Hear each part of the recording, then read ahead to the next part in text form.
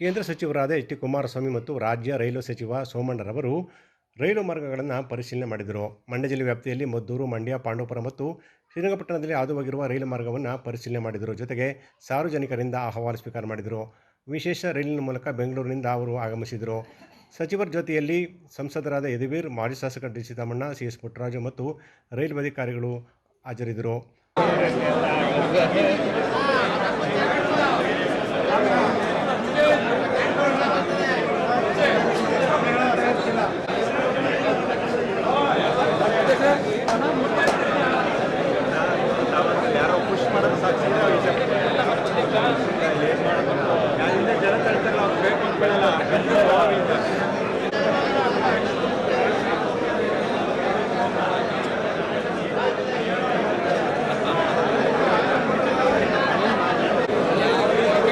ಮದ್ದೂರಿಗೆ ಕೇಂದ್ರ ಸಚಿವರು ಆಗಮಿಸಿದಾಗ ಸಾಕಷ್ಟು ಸಂಖ್ಯೆಯಲ್ಲಿ ಕಾರ್ಯಕರ್ತರು ಪಟಾಕಿ ಸಿಡಿಸಿ ಹೂವಿನ ಹಾರ ಹಾಕಿ ಅದ್ದೂರಿಯಾಗಿ ಬರಮಾಡಿಕೊಂಡರು. ಮಂಡ್ಯಕ್ಕೆ ಕೇಂದ್ರ ಸಚಿವರು ಆಗಮಿಸಿದಾಗ ಸಾಕಷ್ಟು ನೂಕುನುಗ್ಗಲು ಉಂಟಾಯಿತು. ಮಂಡ್ಯ ರೈಲ್ವೆ ನಿಲ್ದಾಣದ ಆಧುನೀಕರಣ, ಅಗತ್ಯ ಅನುದಾನ, ಸೌಲಭ್ಯ, ರೈಲ್ವೆ ಮಾರ್ಗಗಳ ಪರಿಶೀಲನೆ ಬಗ್ಗೆ ಸಂಬಂಧಿಸಿದ ಅಧಿಕಾರಿಗಳ ಜೊತೆ ಕುಮಾರಸ್ವಾಮಿ ಚರ್ಚೆ ನಡೆಸಿದರು. ಮಂಡ್ಯ ರೈಲ್ವೆ ನಿಲ್ದಾಣದಲ್ಲಿ ಹೂಗುಚ್ಛ, ಬೃಹತ್ ಹಾರ ಹಾಕಿ ಜೆಡಿಎಸ್, ಬಿಜೆಪಿ ಕಾರ್ಯಕರ್ತರು ಅದ್ದೂರಿಯಾಗಿ ಬರಮಾಡಿಕೊಂಡರು.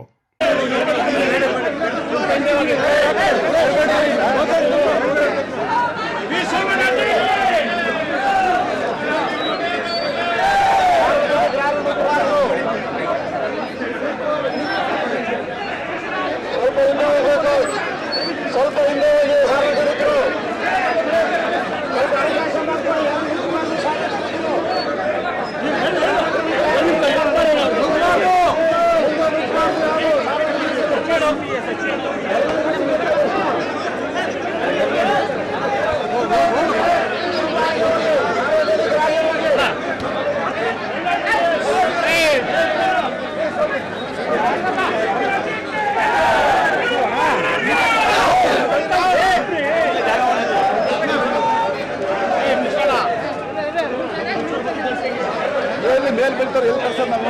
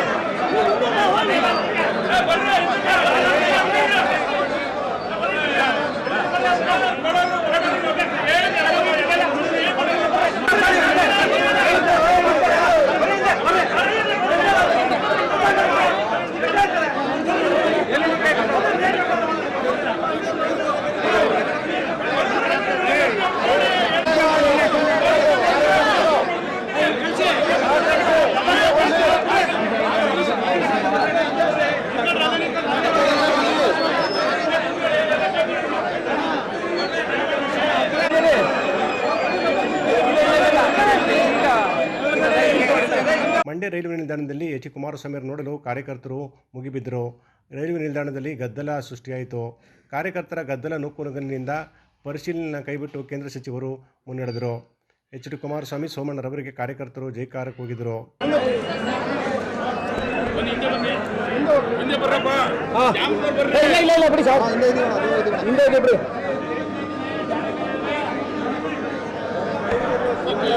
ತೆಗಿಬೇಡಣ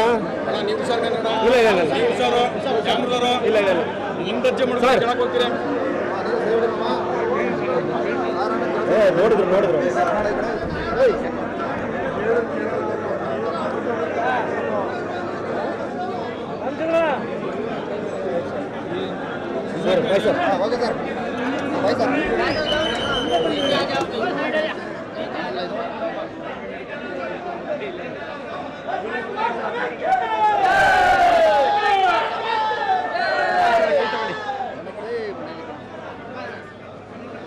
ಬನ್ನಿ.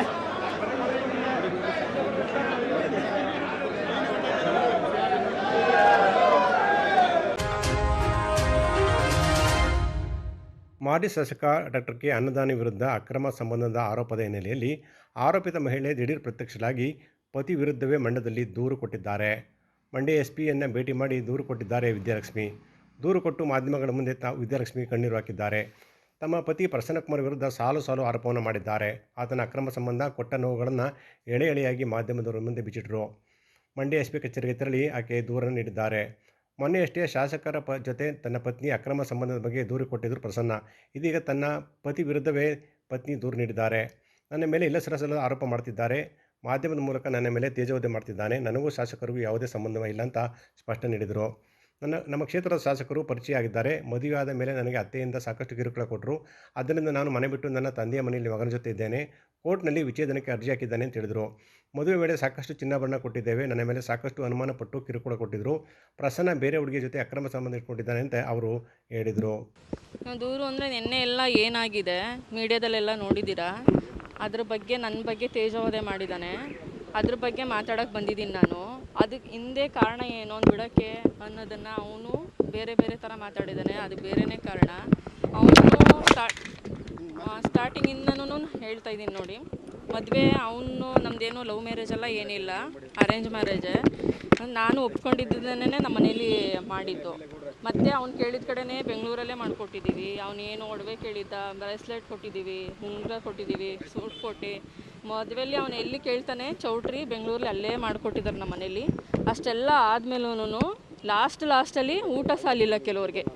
ಆವಾಗಿಂದ ಸ್ಟಾರ್ಟ್ ಮಾಡಿದ್ದವ್ರಮ್ಮ, ಮೇನ್ ಅವ್ರಮ್ಮ, ಅವಳ ತಂಗಿ, ಇವನು 3 ಜನನೂ ನನಗೆ ಏನೆಲ್ಲ ಹಿಂಸೆ ಕೊಟ್ಟಿದ್ದಾರೆ ಅಂತ ಹೇಳ್ತಿದ್ದೀನಿ.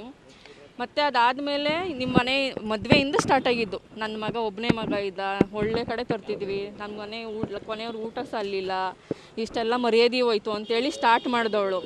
ನೆಕ್ಸ್ಟು ಅದರನ್ನೇ ಕಂಟಿನ್ಯೂ ಮಾಡಿದ್ರು. ನೆಕ್ಸ್ಟು ನಾನು ಒಂದು ತಿಂಗಳಲ್ಲಿ ಯಾರಾದರೂ ಪ್ರೆಗ್ನೆಂಟ್ ಆಗೋಕ್ಕೆ ಸಾಧ್ಯನಾ? ನಾನು ಡೇಟ್ ಆಗಿದ್ದಕ್ಕೆ ಏನು ಪ್ರತಿ ತಿಂಗಳೂ ಇದೆ. ಹಳ್ಳಿ ಕಡೆ ಕೊಡ್ತಾರಲ್ಲ ತಟ್ಟೆ ಲೋಟ ಚಾಪೆ, ಅದು ನನಗೆ ಕೊಟ್ಲು. ಅವಳು ಮಗಳು ಆದರೆ ಹೊರಗಡೆ ಎಲ್ಲ ತಿರ್ಗಾಡ್ಬೋದು. ಕೇಳಿದ್ರೆ ನಮ್ಮ ದೇವರು ಮನೆ ದೇವ್ರಿಗೆ ಸೊಸೆರ್ ಕಂಡ್ರಾಗಲ್ಲ, ಹೆಣ್ಣು ಮಕ್ಕಳು ಮಾತ್ರ ಓಡಾಡ್ಬೋದು ಅಂತ. ಅಲ್ಲಿ ಏನಾದರೂ ಹೇಳಾಯ್ತಾ ದೇವ್ರಂಗೆ ಅಂತೇಳಿ. ನೆಕ್ಸ್ಟು ಖಂಡಿತ. ನೆಕ್ಸ್ಟು ಬಂದು ಏನಾಯಿತು, 3 ತಿಂಗಳು ಮತ್ತೆ ನಾನು ಪ್ರೆಗ್ನೆಂಟ್ ಆದೆ. ಆದಮೇಲೆ ಅದು ಒಂಥರ ಇದು, ಅವಳ ಮಗಳಿಗೆ 18 ವರ್ಷ ಮಕ್ಕಳಿರಲಿಲ್ಲ. ನೆಕ್ಸ್ಟು ನಾನು ಪ್ರೆಗ್ನೆಂಟ್ ಆದಮೇಲೆ ಅವಳು ಮಕ್ಕಳಾಯಿತು. ಇವಳು ಮೊನ್ನೆ ಬಂದವಳಿಗಾಯ್ತು, ನನ್ನ ಮಗಳಿಗಿಲ್ಲ ಅಂತ ಅದರಿಂದ ಶುರು ಮಾಡಿದ್ಲು. ಮತ್ತು 3 ತಿಂಗಳು ನಾನು ಪ್ರೆಗ್ನೆಂಟಲ್ಲಿ ಅವಳು ಗಂಡ ತೀರ್ಕೊಂಡ, ಆಕ್ಸಿಡೆಂಟಾಗಿ ತೀರ್ಕೊಂಡ್ರು. ಅದಕ್ಕೆ ನಾನು ಹೊಣೆ. ಇವಳು ಬಂದು ಕಾಲುಗಳಿಗೆಯಲ್ಲಿ ನನ್ನ ಗಂಡ ತಿನ್ಕೊಂಡ್ಲು ಅಂತ ಪ್ರತಿದಿನ ಹಿಂಸೆ ಕೊಡೋಕೆ ಶುರು ಮಾಡಿದ್ಲು. ಇವಳು ಎಷ್ಟು ದಿನ ಅಂತ ಸಹಿಸ್ಕೊಳ್ಳೋಣ. ಅವಳು ಗಂಡ ಸತ್ತಿದ್ದ ದಿನ ಅವನ ತಂಗಿ ಮಗನೇನೆ ದುಡ್ಡು ಎತ್ಕೊಂಡು ಹೋಗಿದ್ದಾನೆ. ಅದಕ್ಕೂ ನಾನೇ ಕಾರಣ ಅದೇ. ಇವ್ರ ಮನೆಯವ್ರು ಕೊಟ್ಟು ಕಳಿಸ್ಬಿಟ್ಟಿದ್ದಾಳೆ ಅಂತೇಳಿ ಅದನ್ನು ಗಲಾಟೆ ಮಾಡಿ ನೆಕ್ಸ್ಟ್ ಬಂದು ದಿನ ಇದೆ, ನಿನ್ನ ಗಳಿಗೆಲಿ ನೀನು ಬಂದು ಕಾಲುಗಳಿಗೆ ನನ್ನ ಗಂಡ ಸತ್ತ ಎಷ್ಟು ಅಂತ ಹಿಂಸೆ ತಳೋಣ. ಸ್ನಾನಕ್ಕೆ ಹೋದರೆ ನೀರೆಲ್ಲ ಕಾಯಿಸ್ಕೊಳ್ಳೋದು, ಅಂಡೆ ಒಲೆದು ಒಳಕ್ಕೆ ನೀರು ತುಂಬಿಡೋಳು. ನನಗೂ ಸಹಿಸಕ್ಕೆ ಸಾಕು ಕೊನೆಗೆ. ಆಮೇಲೆ ಇನ್ನೂ ಒಂದು ಹೇಳ್ತೀನಿ, ಒಬ್ಬ ಗಂಡಸು ಹೊರಗಡೆಯಿಂದ ಬಂದರೆ ಸ್ಟಿಕ್ಕರ್ ಎಲ್ಲಿರುತ್ತೆ? ಬನೀನಿಲ್ಲ, ಒಳಗಡೆ ಇತ್ತು. ನಾನು ಕೇಳಿದ್ದಕ್ಕೆ ನಾನು ಮದುವೆ ಮನೆಗೆ ಹೋಗಿದ್ದೆ, ಎಲ್ಲೋ ಆಗಿರಬೇಕು, ಮೇಲೆ ಶರ್ಟ್ ಮೇಲೆ ಇರುತ್ತೆ, ಒಳಗಡೆ ಹೆಂಗೆ ಹೋಗುತ್ತೆ ಅಲ್ವಾ? ಮಾಡಿರೋದು ಕಂತ್ರಿ ಕೆಲಸಗಳೆಲ್ಲ ಇವನು. ನಾನು ಮನೆ ಒಳಗಿದ್ದವಳಿಗೆ ಹೆಂಗೆ ಈ ಥರ ಸಂಬಂಧಗಳನ್ನೆಲ್ಲ ಬೆಸೀತಾನೆ. ಅವ್ರ ಅಪ್ಪ ಇದ್ದ ಆ ಟೈಮ್ಲಿ, ಅವನು ಆಫೀಸ್ಗೆ ಹೋಗ್ತಿದ್ದ.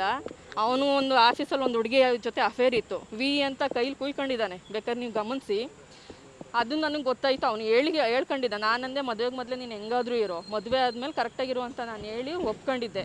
ಅದೆಲ್ಲ ಆಯಿತು. ಕಂಟಿನ್ಯೂ ಅವಳ ಮೆಸೇಜ್ ಇದೆ. ಈಗ ಪ್ರತಿಯೊಂದೂ ತೆಗೆಸಿ, ಅವನದು ಕಾಲಿಷ್ಟ ತೆಗೆಸಿ ಮೆಸೇಜ್ ಮಾಡೋದು ಹುಡುಗಿ ಜೊತೆ ಅದೆಲ್ಲ ಆಗಿ ಅವ್ರ ಅಪ್ಪನಿಗೂ ಗೊತ್ತಾಗಿ ಅವರು ಬೈದರು. ಕೊನೆಗೆ ಅವಳ ಅಮ್ಮ ಹೆಣ್ಣಲ್ವಾ, ನನ್ನ ಮಗ ಗಂಡಸು, 5 ಜನ ಮಾಡ್ಕೊಳ್ಳಿ ನಿನಗೇನಕ್ಕೆ ಅಂತ ಹೇಳ್ದ. ಅದು ತಪ್ಪಲ್ವಾ? ಅದಾದಮೇಲೆ ಇವಳಿಗೆ ಯಾವಾಗ ಟಾರ್ಚರ್ ಕೊಡೋಕ್ಕೆ ಶುರು ಮಾಡಿದ್ಲು, ನಾನು ಟೇಷನ್ಗೆ ಹೋಗ್ತೀನಿ ಅಂತ ಹೇಳಿದ್ದಕ್ಕೆ, ಆ ಟೇಷನ್ ನಮ್ಮ ಮಾವನ ಮನೆ ಇದ್ದಂಗೆ ನೀನು ಹೋಗು ಅನ್ನೋನು. ಹೋಗಿ ಕಂಪ್ಲೇಂಟ್ ಕೊಟ್ಟಿದ್ದೀನಿ, ಅದು ಇಲ್ಲಿ ಕಾಪಿ ಇದೆ, ಏರೋಳಿ ಸ್ಟೇಷನಲ್ಲಿ ಕಂಪ್ಲೇಂಟ್ ಕೊಟ್ಟಿದ್ದೀನಿ. ಅವ್ರು ಹೇಳಿದ್ರು ನಿನ್ಗೆ ಇಷ್ಟೆಲ್ಲ ಟಾರ್ಚರ್ ಆದಮೇಲೆ ನೀನು ಬಾಳಿಸ್ಕೋಕೆ ಯೋಗ್ಯತೆ ಇಲ್ಲ ಅಂದಮೇಲೆ ನಿನ್ನ ಹೆಂಡ್ತಿನ ನೀನು ಸಪ್ರೇಟಾಗಿ ಕರ್ಕೊಂಡೋಗಿ ಇಡ್ಸ್ಕೊಂಡು ಸಾಕು, ನಿನ್ನ ತಾಯಿ ಮನೇಲಿ ಯಾಕೆ ಬಿಡ್ತೀಯ, ನಿನ್ನ ತಾಯಿ ಅವಳ ಗಂಡನ ಮನೇಲಿ ಇರಲಿ ಅಂತ ಹೇಳಿದ್ರು. ಅದಾದಮೇಲೆ ಸರಿ ನೀನು ಸ್ವಲ್ಪ ದಿನ ಊರಲ್ಲಿ ಇರು, ನಿಮ್ಮ ಮನೇಲಿ ಸ್ವಲ್ಪ ದುಡ್ಡು ಇಸ್ಕೊಬಾ, ಬೇರೆ ಮನೆ ಕರ್ಕೊಂಡು ಹೋಗ್ತೀನಿ, ನಾನು ಸ್ವಲ್ಪ ಅಡ್ಜಸ್ಟ್ ಮಾಡ್ತೀನಿ ಎಂದವನು 3 ತಿಂಗಳಾದರೂ ಬಂದಿಲ್ಲ. ತಕ್ಷಣಕ್ಕೆ ಡಿವೋರ್ಸ್ ಪೇಪರ್ ಕಳಿಸಿದ್ದಾನೆ ಮನೆಗೆ. ಕಳಿಸಿದ ಮೇಲೆ ಈಗ ಮತ್ತೆ ನಾವೆಲ್ಲಿ ಮಾತಾಡೋಕ್ಕಾಗುತ್ತೆ, ನಾವು ಕೋರ್ಟ್ಗೆ ಹೋಗ್ಬೇಕು. ಕೋರ್ಟಿಗೆ ಹೋಗಿದ್ದೀನಿ, ಅಲ್ಲೆಲ್ಲ ಮಾತಾಡಿ ಆಯಿತು. ಏನು ಕಾರಣ, ಅದರಲ್ಲಿ ಏನಾರು ಕೊಟ್ಟಿದ್ನಾ, ನನಗೆ ಅಕ್ರಮ ಸಂಬಂಧ ಅಂತ ಕೊಟ್ಟವನ ಡಿವೋರ್ಸಲ್ಲಿ ತೆಗೆದು ನೋಡಿ. ಅದಾಯಿತು. ಅಲ್ಲಿಂದ ಬಂದ ಮೇಲೆ ಒಂದಷ್ಟು ದಿನ ಮತ್ತೆ ಹೋಗೋದು ಬರೋದು, ಕರ್ಕೊಂಡು ಹೋಗೋದು, ಅಲ್ಲೆಲ್ಲ ಸರಿ ಹೋಯ್ತು, ಮಗುಗೋಸ್ಕರ ಕರ್ಕೊಂಡು ಹೋಗ್ತೀನಿ ಅನ್ನೋದು, ಮತ್ತೆ ಬರೋದು, ಪ್ರತಿದಿನ ಅದೇ ಆಯಿತು. ಕೊನೆಗೆ ಏನು ಮಾಡಿದೆ, ಲಾಸ್ಟಲ್ಲೆಲ್ಲ ಗಲಾಟೆ ಆಗಿ ಅದು ಹೋದ್ಮೇಲೆ ಮನೆಯಿಂದ ಆಚೆಗೆ ನನ್ನ ಒಡವೆಗಳೆಲ್ಲ ತಗೊಂಡ. ಸ್ವಲ್ಪ ದಿನ ಕೋರ್ಟ್ಗೆ ಹೋದ್ವಿ, 1 ವರ್ಷ ಕೋರ್ಟಲ್ಲೇ ಇತ್ತು ಅದು. ಮತ್ತೆ ಬಂದು ಕರ್ಕೊಂಡು ಹೋದ್ಮೇಲೆ ನನ್ನ ಒಡವೆಗಳು ಏನೆಲ್ಲ ಇದೆ ಎಲ್ಲ ತಗೊಂಡ. ಅವ್ನು ಕುಡಿಯೋಕ್ಕೆ ಬೇಕಾದಾಗ ಒಂದೊಂದೇ ಒಡವೆ ತಗೊಳ್ಳೋದು, ಅಡ ಇಟ್ಕೊಳ್ಳೋದು. ಚೀಟಿ ನಾನು ಕೊಡ್ತಿರಲಿಲ್ಲ, ನಿನಗೇನಕ್ಕೆ ನಾನು ಬಿಡಿಸ್ಕೊಡ್ತೀನಿ ಅಂತೇಳಿ. ಕೊನೆಯಲ್ಲಿ ಲಾಸ್ಟಿಗೆ ಕೇಳೋಕ್ಕೆ ಶುರು ಮಾಡಿದಾಗ ಏನಂದ, ನೀನು ಕೊಟ್ಟಿದ್ದಕ್ಕೆ ಏನು ಸಾಕ್ರಿ ಅಂತೇಳಿ ಹೆಲ್ಮೆಟಲ್ಲೆಲ್ಲ ಹೊಡೆದು, ಆ ಮಗು ನಾನು ಎತ್ಕೊಂಡಿದ್ದೀನಿ, 2 ವರ್ಷದ ಮಗು ಅದು. ಆವಾಗ ಹೊಡೆದು ಕಂಪ್ಲೇಂಟ್ ಕೊಡೋಕ್ಕೆ ಅಂತ ಮಗುನ ಎತ್ಕೊಂಡು ಹೋಗಿದ್ದೀನಿ, ಅವ್ನು ಬಂದು ನೋಡಿಲ್ಲ. ಅಲ್ಲಿಂದ ಸ್ಟೇಷನಲ್ಲೂ ಮಾತಾಡಿ, ಅವ್ರ ಫ್ರೆಂಡೇ ಲಾಯರ್ ಇದ್ದಾರೆ, ರಾಘವೇಂದ್ರ ಅಂತೇಳಿ, ಆ ಯಪ್ಪನೂ ಇತ್ತು, ಎಲ್ಲ ಮಾತಾಡಿ ಕಳಿಸಿದ್ರು. ಮತ್ತೆ ಊರಿಗೆ ಹೋದೆ, 1 ತಿಂಗಳು ಟೈಮ್ ತಗೊಂಡ ನಾನು ಕೊಡ್ತೀನಿ ಅಂತೇಳಿ. ಆ ಟೈಮು ನಾನು ಬಂದೆ. ಮಗು LKG ಪಾಸಾಗಿ UKGಗೆ ಅಡ್ಮಿಷನ್ ಮಾಡಿದ್ವಿ. ಮಗು ಎಜುಕೇಷನ್ ಹಾಳಾಗುತ್ತಲ್ಲ, ನಮ್ಮದು ಇದಕ್ಕೋಸ್ಕರ ಮಗು ಜೀವನ ಹಾಳಾಗೋದು ಬೇಡ ಅಂತೇಳಿ ಅವ್ನು ಎಷ್ಟು ಹಿಂಸೆ ಕೊಟ್ಟರು ನಾನು ವಾಪಸ್ ಬಂದೆ. ಬಂದ ಮೇಲೆ ಅವನು ಏನು ಮಾಡಬೇಕು, ಮನೆ ಬೀಗ ಹಾಕ್ಕೊಂಡು ಅವ್ರ ಅಮ್ಮ ಮಗ ಹೊರಟೋದ್ರು. ಆ ಸ್ಟೇಷನು ಎಲ್ಲ ಮುಗಿಸಿ ಮಧ್ಯಾಹ್ನ ಆಗೋಯ್ತು. ಬಂದಿದ್ದೀನಿ ನಾನು ಬರ್ತೀನಿ, ಮಗುಗೋಸ್ಕರ ಬರ್ತೀನಿ, ಸೇರ್ಸೋಕ್ಕೆ ರೆಡಿ ಇಲ್ಲ ಅವನು. ನೈಟ್ ಹೊರಟೋಗ್ಬಿಟ್ಟ. ಏನು ತಪ್ಪು ಮಾಡಿದ್ದೆ, ಅಕ್ರಮ ಸಂಬಂಧ ಎಲ್ಲಿ ಇತ್ತು? ಈಗ ಅಕ್ರಮ ಸಂಬಂಧ ಅಂತ ಅಂದರೆ ನಾನು ಒಬ್ಬನೇ ಅವನನ್ನು ಅಲ್ಲಿ ಮನೆಗೆ ಕರ್ಸ್ಕೋಬೇಕು, ಅಥವಾ ನಾನು ಹೊರಗಡೆಗೆ ಹೋಗಬೇಕು. ಏನು ಇಲ್ದನೇ ನನ್ನ ಮೇಲೆ ಅಪವಾದ ಮಾಡಿ ಕೊನೆಗೆ ಮಧ್ಯರಾತ್ರಿ ಆಚೆ ಬಿಟ್ಬಿಟ್ಟು ಹೊರಟೋಗ್ಬಿಟ್ಟ. ಏನಾದರೂ ಆ ಮಗು ಅವಂದಾಗಿರ್ಲಿಲ್ವಾ? ಆ ಮಗು ತಿಂದಿದ್ಯಾ, ಉಂಡಿದ್ಯಾ, ಏನೂ ಕೇಳಿಲ್ಲ, ಹೊರಟೋಗ್ಬಿಟ್ಟ. ಆ ಏರಿಯಾದಲ್ಲಿ ಒಬ್ಬ ಅಣ್ಣ ಇದ್ದು ಆ ಎದುರುಗಡೆ ಮನೆ ಒಂದು ರೂಮ್ ಮಾಡಿ ಇರಿಸಿ ಅದ್ರ ಬೆಳಗ್ಗೆ ನನ್ನನ್ನು ಕಳಿಸ್ಕೊಟ್ರು. ಮತ್ತೆ ಸ್ಟೇಷನ್ಗೆ ಹೋದ್ವಿ. ಆ ನೈಟಲ್ಲಿ ನಾನು ಮಲಗಿದ್ದೆ ಅಲ್ಲ, ನನ್ನ ಮಗು ಕರ್ಕೊಂಡು ಅಷ್ಟೊತ್ತು ರಾತ್ರಿಯಲ್ಲಿ ಯಾವತ್ತೂ ನನಗೆ ಅನಿಸಿದ್ದು ನನ್ನ ಮೇಲೆ ನನಗೇನೆ ಇಷ್ಟು ಅಸಹ್ಯದಲ್ಲಿ ಬದುಕಬೇಕಾ ಒಬ್ಬನ ಹತ್ರ. ನಾನು ಓದಿದ್ದೀನಿ, ನನ್ನ ಮಗು ಸಾಕೊಳ್ಳೋಷ್ಟು ಕೆಪಾಸಿಟಿ ಇಲ್ವ ಅಂತೇಳಿ ಅಲ್ಲಿಂದ ಇಲ್ಲಿ ನನ್ನ ತಾಯಿ ಮನೆಗೆ ಬಂದೆ. ಇವಾಗ ಎಷ್ಟು 13-14 ವರ್ಷ ಆಗಿದೆ. ಅವನು ನನ್ನ ಗ್ಯಾಪು 10 ವರ್ಷ ಆಗಿದೆ. ಅಲ್ಲಿಂದ ಅವನು ಬಂದಿಲ್ಲ. ಎಲ್ಲಿ ನಾವು ಇದ್ದೀವ, ಸತ್ತಿದ್ದೀವ, ಬದುಕಿದ್ದೀವ, ಮಗುದೇ ಆಗಲಿ ಎಲ್ಲೂ ಬಂದಿಲ್ಲ ಅವನು. ಈ 1 ವರ್ಷದಿಂದ ಮಗು ಬೇಕು ಅಂತ ಕೋರ್ಟ್ಗೆ ಹಾಕಿದ್ಮೇಲೆ ಅಲ್ಲಿನೂ ಬಂದ. ಕೋರ್ಟಲ್ಲಿ ಕೇಳ್ತಾರಲ್ವ, ಮಗುದು ಏನಪ್ಪ ತೊಗೊಂಡಿದ್ಯಾ ನೀನು ಅಂತೇಳಿದಕ್ಕೆ, ಏನು ಅವ್ನ ಖರ್ಚು ವೆಚ್ಚ ನಂದು ಏನಿಲ್ಲ ಮೇಡಮ್ ಅಂದ. ಸರಿ, ಈಗ ತಗೋ ನೀನು, ಆ ಮಗುದು ಏನು ಮೇಂಟೈನ್ ಇದೆ ಎಲ್ಲ ತಗೋ, ಫೀಸ್ ಆಗಲಿ ಏನಾಗಲಿ, ನೆಕ್ಸ್ಟು ತಿಂಗಳು ನೋಡೋಕೆ ನಾವು ಬಿಡ್ತೀವಿ ಅಂತ ಅಂದರು. ನೆಕ್ಸ್ಟು ಮತ್ತೆ ಪತ್ತೆ ಇಲ್ಲ. ಮಗುದೇನು ದುಡ್ಡು ಕೊಡಬೇಕು ಅಂತ ಅಂದರು. ಇವನು ಕಟ್ಟಿ ಸಾಕೋಕ್ಕೆ ಯೋಗ್ಯತೆ ಇಲ್ಲ.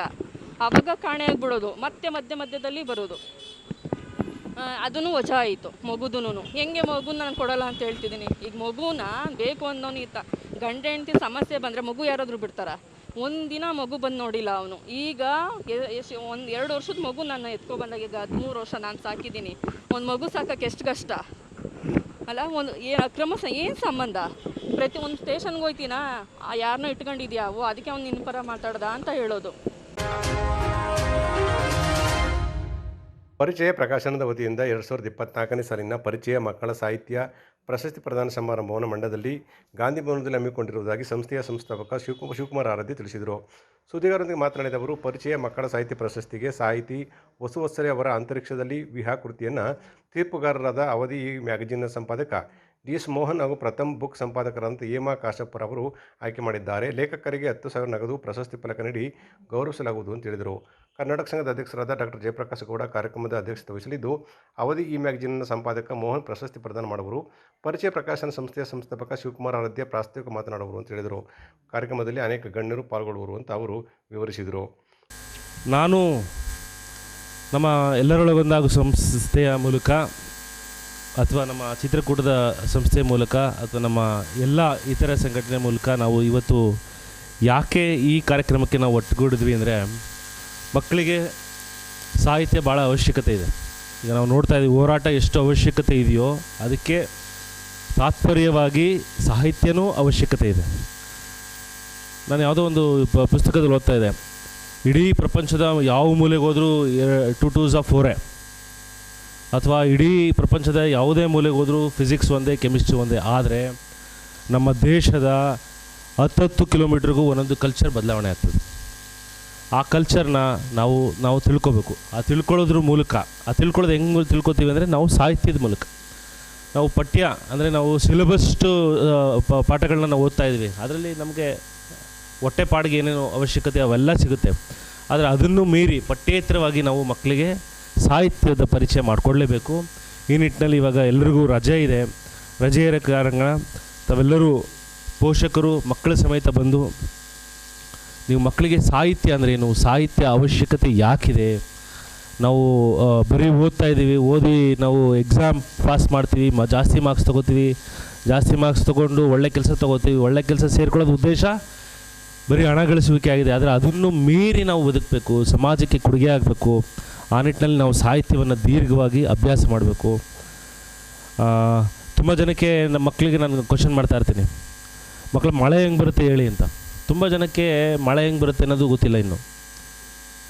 ಅಂದರೆ ನಾವು ಬರೀ ಮ್ಯಾಥ್ಸ್ಗಳು ಗೊತ್ತು ಅಥವಾ ಸೈನ್ಸ್ ಗೊತ್ತು, ನಮಗೆ ಈಸಿಯಾಗಿ ಬೇರೆ ಬೇರೆ ಎಲ್ಲ ತಿಳ್ಕೊತಾ ಇದ್ದೀವಿ. ಆದರೆ ಬೇಸಿಕ್ ಗಿಡ ಚಿಗುರೋದು ಹೆಂಗೆ, ಫಲ ಕೊಡೋದು ಹೆಂಗೆ, ಅದು ನೆಕ್ಸ್ಟ್ ಹೆಂಗೆ ಇದಾಗ್ತದೆ, ಆಮೇಲೆ ಪ್ರಕೃತಿಯ ವಿಸ್ಮಯಗಳು, ಕೌತುಕಗಳು, ಪ್ರಾಣಿ ಪಕ್ಷಿಗಳು, ನಮ್ಮ ತೇಜಸ್ವಿ ಅವರು, ಕುವೆಂಪು ಅವರೆಲ್ಲ ಹೇಳ್ತಿದ್ದೇನೆ. ಇದನ್ನೆಲ್ಲ ನಾವು ತಿಳ್ಕೊಬೇಕು ಅಂದರೆ ನಾವು ಮಕ್ಕಳಿಗೆ ಈ ಪಠ್ಯೇತರವಾದಂಥ ಸಾಹಿತ್ಯವನ್ನು ಓದಿಸ್ಬೇಕು ಅನ್ನೋ ವಿಷಯನ ಇಟ್ಕೊಂಡು ಇವತ್ತು ಪರಿಚಯ ಪ್ರಕಾಶನ ಭಾಳ ಅದ್ಭುತವಾದಂಥ ಕೆಲಸ ಮಾಡ್ತಾಯಿದೆ. ಅವರು ಮಾಡ್ತಿರೋ ಈ ಕೆಲಸಕ್ಕೆ ನಾವೆಲ್ಲರೂ ಸಹಕಾರಿಯಾಗಿ ಬಂದಿದ್ದೀವಿ. ಸೊ ಈ ಕಾರ್ಯಕ್ರಮದ ಎಲ್ಲವನ್ನು ಆಯೋಜನೆಯ ಮೂಲಕರ್ತರು ಆದಂತಹ ಶಿವಕುಮಾರ್ ಆರಾಧ್ಯವರು ಈಗ ಕಾರ್ಯಕ್ರಮ ಗೋಷ್ಠಿಯಲ್ಲಿ ಎಲ್ಲರೊಳಗೊಂದಾಗೂ ಮಂಗತಿಮ್ಮ ಟ್ರಸ್ಟ್ನ ಅಧ್ಯಕ್ಷರಾದ ಎಂ ವಿನಯ್ ಕುಮಾರ್, ಸಾಹಿತಿ ಡಾಕ್ಟರ್ ಎಂ ಎನ್ ಅನಿತಾ ಮಂಗಲ, ಚಿತ್ರಕೂಟ ಸಂಸ್ಥೆಯ ಅರವಿಂದ್ ಪ್ರಭು, ಪಿಕೆ ಪುಷ್ಪ ಇದ್ದರು. ರಾಜ್ಯದಲ್ಲಿ ಏಕರೂಪ ಶಿಕ್ಷಣ ಜಾರಿಗೊಳಿಸುವಂತೆ ಒತ್ತಾಯಿಸಿ ಕರ್ನಾಟಕ ರಾಜ್ಯ ರೈತ ಸಂಘ ಮತ್ತು ಕರ್ನಾಟಕ ರಾಜ್ಯ STMC ಸಂಘದ ವತಿಯಿಂದ ಏಪ್ರಿಲ್ 11ರಿಂದ ಜಿಲ್ಲಾದ್ಯಂತ ಪಾದಯಾತ್ರೆ ಮಾಡಲಾಗುವುದು ಎಂದು ರೈತ ಸಂಘದ ಜಿಲ್ಲಾಧ್ಯಕ್ಷ ಇಂಡುವಳಿ ಚಂದ್ರಶೇಖರ್ ತಿಳಿಸಿದರು. ಸುದ್ದಿಗಾರರೊಂದಿಗೆ ಮಾತನಾಡಿದ ಅವರು, 1000 ಪೈಸೆ ಕೊಟ್ಟು 1000 ಹೆಜ್ಜೆ ಹಾಕಿ ಘೋಷವಾಕ್ಯದೊಂದಿಗೆ ಜಿಲ್ಲೆಯ ಎಲ್ಲ ಗ್ರಾಮ ಪಂಚಾಯತ್ಗಳಲ್ಲಿ ಪಾದಯಾತ್ರೆ ಮಾಡಲಾಗುವುದು.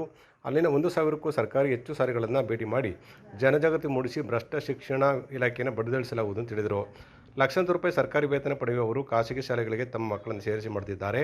ಇಂತಹ ಶಿಕ್ಷಕರ ಸಂಘದ ಪದಾಧಿಕಾರಿಗಳನ್ನು ಆಯಾ ಶಾಲೆಯ ಗೇಟಿನ ಕಟ್ಟುವಂತೆ ಅಲ್ಲಿನ STMC ಸಂಘಕ್ಕೆ ಸೂಚನೆ ನೀಡಲಾಗುವುದು. ನ್ಯಾಯಾಲಯದ ಮೊರೆ ಹೋಗಿ ಶಿಕ್ಷಕರನ್ನು ವಜೆಗೆ ಅಗರಿಸಿ ಜೊತೆಗೆ ನಿವೃತ್ತಿ ಭತ್ಯೆ ಪಡೆದು ಸೇವೆಯಿಂದ ಬಿಡುಗಡೆ ಮಾಡುವವರೆಗೆ ಹೋರಾಟ ನಡೆಸಲಾಗುವುದು ಅಂತ ಶಿಕ್ಷಣ ಇಲಾಖೆಯನ್ನು ಎಚ್ಚರಿಸಿದರು. ಪಾದಯಾತ್ರೆಯಲ್ಲಿ ಆಯಾ ಗ್ರಾಮಗಳ ಸರ್ಕಾರಿ ಶಾಲೆಯ ಪೋಷಕರು ಭಾಗವಹಿಸಿದರು. ಜೊತೆಗೆ ಗುಣಮಟ್ಟದ ಶಿಕ್ಷಣಕ್ಕೆ ಖಾಸಗಿ ಮತ್ತು ರೆಸಿಡೆನ್ಷಿಯಲ್ ಶಾಲೆ ಅವಲಂಬಿತ ಪೋಷಕರು ಭಾಗವಹಿಸಿ ಸರ್ಕಾರಿ ಶಾಲೆಗಳಲ್ಲಿಯೇ ಗುಣಮಟ್ಟದ ಶಿಕ್ಷಣ ನೀಡುವಂತೆ ಒತ್ತಾಯಿಸಲು ಮುಂದಾಗಬೇಕು ಅಂತ ಸಲಹೆ ನೀಡಿದರು. ಏನು ವಿದ್ಯೆ ವಿಷಯಕ್ಕೋಸ್ಕರನೇ ಒಂದು ಕೈಲಿ ರಾಷ್ಟ್ರಧ್ವಜ, ಒಂದು ಕೈಲಿ ಕಪ್ಪಾಡು ಹಿಡ್ಕೊಂಡು ಪ್ರತಿಭಟನೆ ಮಾಡಿದ್ವಿ. ಆಗ ಯಾರ್ಯಾರು ಭಾಗವಹಿಸಿದ್ರು ಅವ್ರನ್ನೆಲ್ಲ ದಸ್ತಗಿರಿ ಮಾಡಿದರು, ಮತ್ತೆ ಬಿಟ್ಟರು. ಅದಿರಲ್ಲ, ಅನೇಕ ಚಳುವಳಿಗಳು ಮಾಡ್ತಾನೇ ಇದ್ದೀವಿ. ನಮಗೆ ಏಕರೂಪ ಶಿಕ್ಷಣ ಕೊಡಿ, ತಾರತಮ್ಯ ಬೇಡ. ಸರ್ಕಾರಿ ಶಾಲೆಯಲ್ಲಿ ಒಂದು ರೀತಿ ಶಿಕ್ಷಣ, ಖಾಸಗಿ ಶಾಲೆಯಲ್ಲಿ ಒಂದು ರೀತಿ ಶಿಕ್ಷಣ ನಡೀತಾ ಇದೆ. ಅದು ಹೋಗಬೇಕು. 1ನೇ ತರಗತಿಯಿಂದ 12ನೇ ತರಗತಿವರೆಗೂ ಏಕರೂಪ ಶಿಕ್ಷಣ ಬೇಕು. ಯಾಕೆಂದರೆ ಮೊನ್ನೆ ಒಬ್ಬರು ಮಂತ್ರಿ ಹೇಳಿದರು, MB ಪಾಟೀಲ್ ಅಂತ, ಯಾವುದೋ ಚುನಾವಣಾ ವಿಷಯಕ್ಕೆ ಅಂತ ಕಾಣ್ತದೆ ಅದು.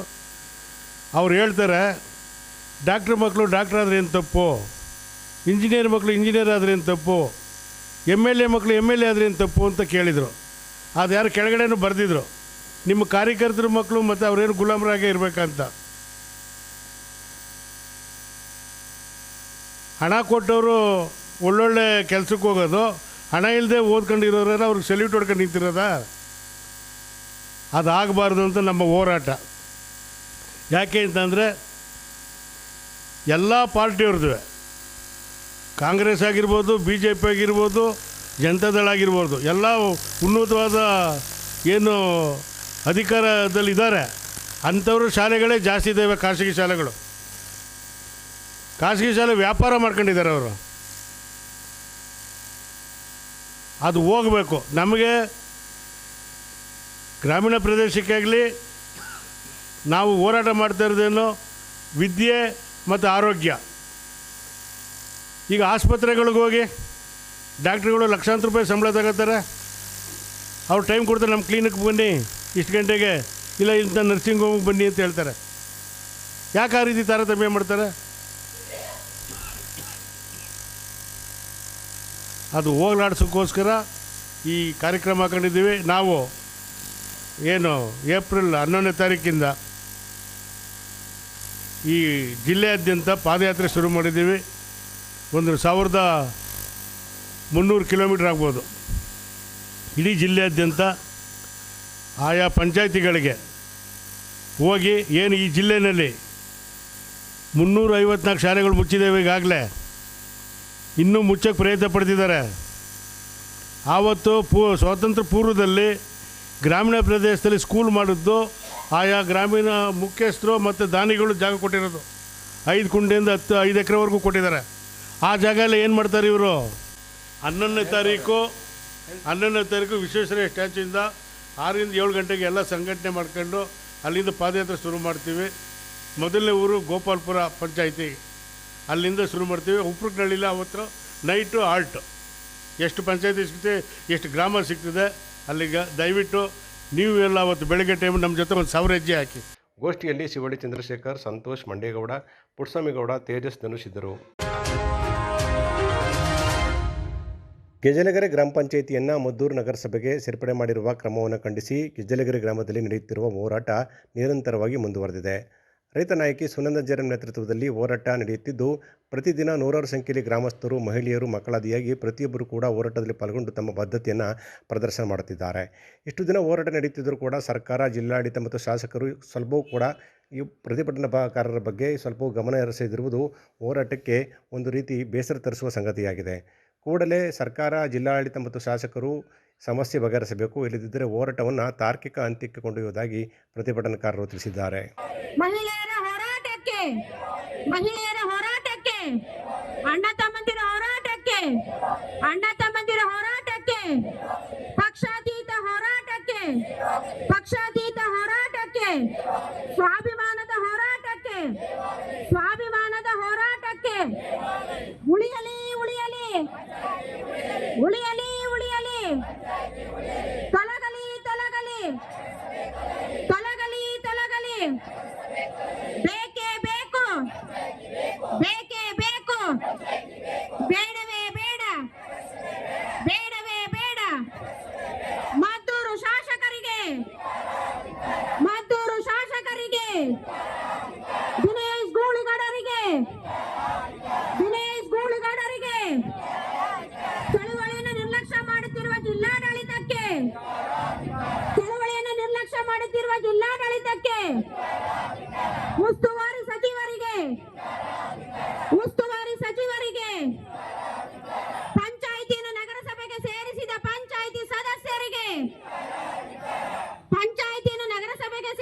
ಪಂಚಾಯಿತಿ ಸದಸ್ಯರಿಗೆ, ನಮ್ಮ ಗ್ರಾಮದ ತೆರಿಗೆ ಉಳಿಯಲಿ, ತೊಲಗಲಿ, ಪಂಚಾಯಿತಿ ಇದ್ದರೆ ನಗರಸಭೆ ಆದರೆ, ಪಂಚಾಯಿತಿ ಇದ್ದರೆ ನಗರಸಭೆ ಆದರೆ ಎಲ್ಲರಿಗೂ. ಗರ್ಭಿಣಿ ಮಹಿಳಾ ನೌಕರೆ ಎಚ್.ಎಸ್. ಸಾಧನಾ ಅವರನ್ನು ಮಿಮ್ಸ್ ಆಸ್ಪತ್ರೆಯ ಮಂಡಳಿಯು ಕಾನೂನು ಬಾಹಿರವಾಗಿ ಸೇವೆಯಿಂದ ವಜಾ ಮಾಡಿದೆ ಎಂದು ಸಾಮಾಜಿಕ ಹೋರಾಟಗಾರ ಸಾಗರ್ ಆರೋಪಿಸಿದರು. ಸುದ್ದಿಗಾರರೊಂದಿಗೆ ಮಾತನಾಡಿದ ಅವರು, ಮಿಮ್ಸ್ ಆಸ್ಪತ್ರೆಯಲ್ಲಿ ಕಳೆದ 10 ವರ್ಷಗಳಿಂದ ಸೇವೆ ಸಲ್ಲಿಸುತ್ತಿರುವ ಸಾಧನಾ ಅವರು ಗರ್ಭಿಣಿಯಾಗಿದ್ದು, ಅವರಿಗೆ ಪ್ರಸೂತಿ ಸೌಲಭ್ಯಗಳನ್ನು ತಲುಪಿಸಲು ಅಧಿಕಾರಿಗಳು ವ್ಯವಸ್ಥಿತ ಸಂಚು ರೂಪಿಸಿ ಕೆಲಸದಿಂದ ವಜಾ ಮಾಡಿದ್ದಾರೆ ಎಂದು ದೂರಿದರು. ಈ ಹಿಂದೆಯೂ ಗರ್ಭವತಿಯಾಗಿದ್ದ ಈಕೆಗೆ ಕೆಲಸ ಒತ್ತಡ ಸಮಸ್ಯೆಯಿಂದ ಆಂತರಿಕ ವರ್ಗಾವಣೆಗೆ ಮನವಿ ಮಾಡಿದ್ದರು. ಬೇಕೆಂದೇ ಒತ್ತಡ ಏರುವಡೆ ಕೆಲಸಕ್ಕೆ ನಿಯೋಜಿಸಿ 2.5 ತಿಂಗಳ ಗರ್ಭದ ಮಗು ಮೃತವಾಗಿದೆ. ಇದೀಗ ಮತ್ತೆ ಒತ್ತಡದ ಸ್ಥಳದಲ್ಲಿ ಕೆಲಸಕ್ಕೆ ನಿಯೋಜಿಸಿದ್ದು, ಆಂತರಿಕ ವರ್ಗಾವಣೆ ಮಾಡದೆ ಪ್ರಸೂತಿ ರಜೆಯನ್ನು ನೀಡದೆ ನೇರವಾಗಿ ವಜಾ ಮಾಡಿದ್ದಾರೆ ಎಂದು ತಿಳಿದರು. ಈ ಸಂಬಂಧ ಜಿಲ್ಲಾಧಿಕಾರಿಗಳಿಗೆ ದೂರು ನೀಡಿದ್ದು, ಅವರು ನಿಯೋಜಿಸಿದ ತನಿಖಾ ಸಮಿತಿ ತಿಂಗಳಾದರೂ ಯಾವುದೇ ಕ್ರಮ ವಹಿಸಿಲ್ಲ. ಉಸ್ತುವಾರಿ ಸಚಿವ ಚಲುವರಾಯಸ್ವಾಮಿ ಅವರು ಕೆಲಸಕ್ಕೆ ಸೇರಿಸಿಕೊಳ್ಳಿ ಅಂತ ಸೂಚನೆ ನೀಡಿದರೂ ಕೂಡ ಅಧಿಕಾರಿಗಳು ಸಚಿವರ ಮಾತಿಗೂ ಬೆಲೆ ಕೊಡುತ್ತಿಲ್ಲ ಅಂತ ಹೇಳಿದರು. 10 ವರ್ಷದಿಂದ ಕೆಲಸ ಮಾಡ್ತಾ ಇರೋರನ್ನ ನಾನು ಹೋರಾಟ ಮಾಡ್ತೀನಿ ಅಂತ ಏಕೈಕ ಕಾರಣ ಒಂದಲ್ಲದೇ ಅವ್ರು ಗರ್ಭಿಣಿ ಆಂತರಿಕ ಬದಲಾವಣೆ ಕೇಳಿ ಒಂದು ಲೆಟ್ರ್ ಕೊಡ್ತಾರೆ. 14/10/2025 ಕೊಡ್ತಾರೆ. ಕೊಟ್ಟದ್ದು 5 ದಿವಸಕ್ಕೆ ಅವರು ಏನು ಗರ್ಭಿಣಿಗೆ ಕೊಡಬೇಕಾದಂಥ ಸೌಲಭ್ಯಗಳನ್ನ ವಂಚನೆ ಮಾಡೋಕ್ಕೋಸ್ಕರ ಏಜೆನ್ಸಿಗಳ ಜೊತೆಯಲ್ಲಿ ಸಾಮೀಲಾಗಿ ಇವ್ರನ್ನ 21/10/2025 ಕೆಲಸದಿಂದ ತೆಗಿತಾರೆ ಏಕಾಏಕಿ. ಅದು ಸುಳ್ಳು ದೂರುಗಳು, ಏನು ಆರೋಪಗಳು ಇವ್ರದ್ದು. ಅಲ್ಲಿ ಬಂದು ಅನುಚಿತ ವರ್ತನೆ ಮಾಡೋರು ಅಂತ 6 ತಿಂಗಳ ಹಿಂದೆ ಘಟನೆ ನಡೆದದ್ದ. ಯಾರೋ ಮಂಜುನಾಥ್ ಅಂತ, ಅವ್ರದ್ದು ಪೂರ್ತಿ ವಿಳಾಸ ಇಲ್ಲ. ಇವ್ರು ಹೇಳ್ತಾರೆ ಮೂಕರ್ಜಿಗಳು ಕೊಡೋಂಗಿಲ್ಲ ಅಂತ, ನಂಬರ್ ಇಲ್ಲ ಏನಿಲ್ಲ. ಅವ್ರು ಯಾವುದೋ ಒಂದು OP ನಂಬರ್ ಬರ್ತಿದ್ದಾರೆ, ಆ OP ನಂಬರ್ ಅವ್ರಿಗೆ ಸಂಬಂಧನೇ ಇಲ್ಲ. ಅಂಥದ್ದನ್ನ OP ನಂಬರಲ್ಲಿ 3 ವರ್ಷ ಹಿಂದೆ ಅರ್ದಿರುವಂಥ ಬಿಲ್ಲು ಅವು, ಅದು ಇವ್ರು ಅರ್ದಿಲ್ಲ, ಯಾರೋ ಬೇರೆ ಅವ್ರು ತೋರಿಸ್ಕೊಂಡು OP ಸ್ಲಿಪ್ಪಲ್ಲಿ ಇರುವಂಥದ್ದು ತೆಗ್ಸಿದ್ರೆ ಆ ಬಿಲ್ಲೇ ಇಲ್ಲ ಅಲ್ಲಿ. ಅವರು ಕಳ್ಳಳ್ಳಿ ಅಡ್ರೆಸ್ಸಲ್ಲಿ ಅವರೇ, ಇವನ ಹೆಸರೇ ಇಲ್ಲ ಅದ್ರಲ್ಲಿ BPL ಕಾರ್ಡಲ್ಲಿ. ಇಂಥವಂಥವು ದೂರ ತಗೊಂಡು ಏಕೆ ಕೆಲಸದಿಂದ ತೆಗೆದವ್ರೆ. ನಾನು ಹೋರಾಟ ಮಾಡ್ತೀನಿ ಅಂತಲೂ ಲೆಟ್ರಲ್ಲಿ ಬರ್ತಿದ್ದಾರೆ ಒಂದು ಕಡೆ, ಅದನ್ನು ಮೆನ್ಷನ್ ಮಾಡಿದ್ದಾರೆ ಕೆಲಸದಿಂದ ತೆಗಿಬೇಕಾದ್ರೆ. ಸಾಗರ್ ಅನ್ನೋರು ಅನುಚಿತವಾಗಿ ಕಚೇರಿಗೆ ಬಂದು ಸಿಬ್ಬಂದಿಗಳ ಜೊತೆಲಿ ವರ್ತನೆ ಮಾಡ್ತಾರೆ ಅಂತ ನಮ್ಮ ಮೇಲೆ ಕಂಪ್ಲೇಂಟ್ ಮಾಡ್ಬೋದು. ಇವರು 353 ಇದೆ, CCTVಗಳಿದೆ. ನಾವೇ ಧ್ವನಿ ಮುದ್ರಿತ CCTVಗಳನ್ನ ಅಳವಡಿಸಿ ಎಲ್ಲ ಕಡೆನೂ ಅಂತ ನೀವು ಪಾರದರ್ಶಕವಾಗಿದ್ದರೆ ಪ್ರಾಮಾಣಿಕರಾಗಿದ್ದರೆ ಅಳವಡಿಸಿ ಅಂತ ಹೇಳಿದ್ದೀನಿ, ಮಾಡಿಲ್ಲ. ನನ್ನ ತಂಗಿಗೆ 6 ತಿಂಗಳಿಂದ DC ಕಂಪ್ಲೇಂಟ್ ಕೊಟ್ಟಿದ್ದೀನಿ. ಅದಕ್ಕಿಂತ ಮೊದಲೇ 2.5 ತಿಂಗಳದು ಮಗು ಅಬೋಷನ್ ಆಗಿದೆ. ಒತ್ತಡ, ಕೆಲಸದ ಒತ್ತಡ ಯಾವ ರೀತಿ ಅಂದರೆ ಬಿಲ್ ಕೌಂಟ್ರಿಗೆ ಹಾಕಿದ್ದಾರೆ. ಇವರು ಕ್ಯಾನ್ಸರ್ ವಿಭಾಗದಲ್ಲಿ ಕೆಲಸ ಮಾಡ್ತಾ ಇರೋದು, ಟ್ರೈನಿಂಗು ಆಗಿದೆ ಇವ್ರಿಗೆ. ಅಲ್ಲೇ ಮುಂದುವರಿಸಬೇಕು ಅಂತ ಒಂದು ಇದು ಕೊಟ್ಟಿದ್ದಾರೆ ಮೇಲಿಂದ. 3 ತಿಂಗಳು ಟ್ರೈನಿಂಗ್ ಆದರೂ ಇವರು ಅಲ್ಲಿಂದನೂ ಚೇಂಜ್ ಮಾಡಿ ಒಳಗಡೆ ಎಲ್ಲಿ ಬಿಲ್ಲಿಂಗ್ ಕೌಂಟ್ರ್ ಇದೆಯಲ್ಲ ಫುಲ್ ರಶ್ ಇರ್ತದೆ, ರೀಸೆಸ್ಗೂ ಹೋಗೋಕ್ಕಾಗಲ್ಲ. 2.5 ತಿಂಗಳು ಪ್ರೆಗ್ನೆಂಟು ಚೇಂಜ್ ಮಾಡಿಕೊಡಿ ಅಂತ ಮೊದಲು 5ನೇ ತಿಂಗಳಲ್ಲಿ ಕೇಳ್ತಾರೆ. ಆಗಲೂ ಲೇಡೀಸು ಒಂದನ್ನೇ ಲೆಕ್ಕಕ್ಕಿಲ್ದೇ ಅವರು ಅಲ್ಲೇ ಕೆಲಸ ಮಾಡಬೇಕು, ಇಲ್ಲ ಕೆಲಸದಿಂದ ತೆಗಿತೀವಿ ಅಂತ ಹೇಳ್ತಾರೆ. ಆದರೂ ಮಾಡ್ಕೊ ಹೋಗ್ತಾರೆ. ಅದು ಅಬೋಷನ್ ಆಗ್ತದೆ. ಅಬೋಷನ್ ಆದಮೇಲೆ 15 ದಿವಸ ಮಾತ್ರ ರಜೆ ಕೊಡ್ತಾರೆ. 60 ದಿವಸ ರಜೆ ಇದೆ, 60 ದಿವಸ ರಜೆ ಇದೆ, 60 ದಿವಸನೂ ರಜೆ ಕೊಡಲ್ಲ ಇವ್ರಿಗೆ. ಕಾಯ್ದೆನ ಉಲ್ಲಂಘನೆ ಮಾಡ್ತಾರೆ. ತಿರ್ಗಿ 15 ದಿವಸದಲ್ಲೇ ಡ್ಯೂಟಿ ಮಾಡ್ತಾರೆ. ಡ್ಯೂಟಿ ಮಾಡಿದ್ಮೇಲೆ ತಿರ್ಗಾ ಪ್ರೆಗ್ನೆಂಟ್ ಆಗ್ತಾರೆ. ತಿರ್ಗಾ ಪ್ರೆಗ್ನೆಂಟ್ ಆದಮೇಲೆ ಆಂತರಿಕ ಬದಲಾವಣೆ ಕೇಳ್ತಾರೆ, ಮಾಡಲ್ಲ, ಕೆಲಸದಿಂದ ತೆಗಿತಾರೆ. ರೈಟ್. ಇದ್ರ ಮೇಲೆ ಕಾರ್ಮಿಕ ಇಲಾಖೆ ದೂರು ಕೊಡ್ತೀವಿ. ಅವ್ರು ನೋಡಿದ್ರೆ ಮೈಸೂರಿಗೆ ಹಾಕ್ತಾರೆ ದೂರನ್ನ. ಪ್ರೆಗ್ನೆಂಟ್ ಲೇಡಿಗೆ ಇಲ್ಲೇ ಮಾಡಬೇಕು ಅಂತ ಸರ್ಕಾರಿ ಸುತ್ತೋಲೆ ಇದೆ, ಕಾಯ್ದೆ ಇದೆ. ಕಾಯ್ದೆನ ಉಲ್ಲಂಘನೆ ಮಾಡಿ ಕಾರ್ಮಿಕ ಅಧಿಕಾರಿ ಇವ್ರ ಜೊತೆಲಿ ಸಾಮೀಲಾಗಿ ಅವರು ಕಂಪ್ಲೇಂಟ್ನ ಇಲ್ಲಿ ಲಾಡ್ಜ್ ಮಾಡ್ಕೊಳ್ಳಲ್ಲ, ಮೈಸೂರಿಗೆ ಗೊತ್ತಾಗ್ತಾರೆ. ಮೈಸೂರಲ್ಲಿ ಹೋದ್ರೂ ಇಲ್ಲಿವರೆಗೂ ಪ್ರಕರಣ ಒಂದು ಡೇಟ್ ನಡೆಸಿದ್ದಾರೆ. ಅಲ್ಲೂ ಕ್ಲಿಯರಾಗಿ ಹೇಳಿದ್ದಾರೆ ಏಜೆನ್ಸಿಗೆ ನೀವು ಕೆಲಸಕ್ಕೆ ವಾಪಸ್ ತೊಗೊಳ್ಬೇಕು ಅಂತ, ತೊಗೊಂಡಿಲ್ಲ. ತಿರ್ಗಾ ಮಂಡ್ಯ DCಗೂ ಒಂದು ಕೊಟ್ಟಿದ್ದೀನಿ, ಸಮಿತಿ ರಚನೆ ಮಾಡಿದ್ದಾರೆ. 11ನೇ ತಿಂಗಳು 15ನೇ ತಾರೀಕಲ್ಲಿ ADC ಮತ್ತು DHO ಮತ್ತು ಕಾರ್ಮಿಕ ಅಧಿಕಾರಿ 3 ಜನ ಸಮಿತಿ ಮಾಡಿ 10 ದಿವಸದೊಳಗೆ ನಾವೇನು ದೂರು ಕೊಡ್ತೀವಿ ಅದ್ರ ಮೇಲೆ ತನಿಖೆ ಮಾಡಿ ವರದಿ ಕೊಡಿ ಅಂತ. ಕೊಡೋದೇ ಇಲ್ಲ. ಇನ್ನೂ 6 ತಿಂಗಳಾದ್ರೂ ಪ್ರತಿ ದಿವಸನೂ ಅಲ್ದಿದ್ದಾರೆ ಅವರು, ಪ್ರತಿ ದಿವಸನೂ. ನಾವು ಈಗ ಕಳೆದ 1 ತಿಂಗಳಿಂದ ಅಹೋರಾತ್ರಿ ಧರಣಿ ನಡೆಸಿದೆ ಅಲ್ಲಿ. ಅವತ್ತು 7ನೇ ದಿವಸ ಏನು ನಮ್ಮ ಮನವಿ ಸ್ವೀಕಾರ ಮಾಡೋಕ್ಕೆ ಮಾನ್ಯ ಉಸ್ತುವಾರಿ ಸಚಿವರಾದಂಥ ಚಲುವರಾಯಸ್ವಾಮಿಯವರು ಬಂದಿದ್ದಾಗ ಇವರು ಬಂದು ಮನವಿ ಕೊಟ್ಟಿರ್ತಾರೆ. ಗೋಷ್ಠಿಯಲ್ಲಿ ಸಂತ್ರಸ್ತೆ ಸಾಧನಾ, ತಂದೆ ಸಿದ್ದರಾಮಯ್ಯ ಇದ್ದರು.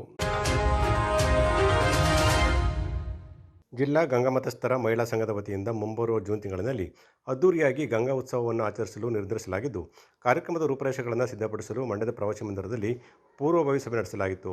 ಮಂಡ್ಯ ಜಿಲ್ಲಾ ಗಂಗಾ ಮತಸ್ಥರ ಮಹಿಳಾ ಸಂಘದ ಅಧ್ಯಕ್ಷರಾದ ಗಾಯತ್ರಿ ಕೃಷ್ಣಪ್ಪ ಅವರು ಸಭೆಯ ನೇತೃತ್ವ ವಹಿಸಿ ಕಾರ್ಯಕ್ರಮದ ಉದ್ದೇಶಗಳನ್ನು ವಿವರಿಸಿದರು.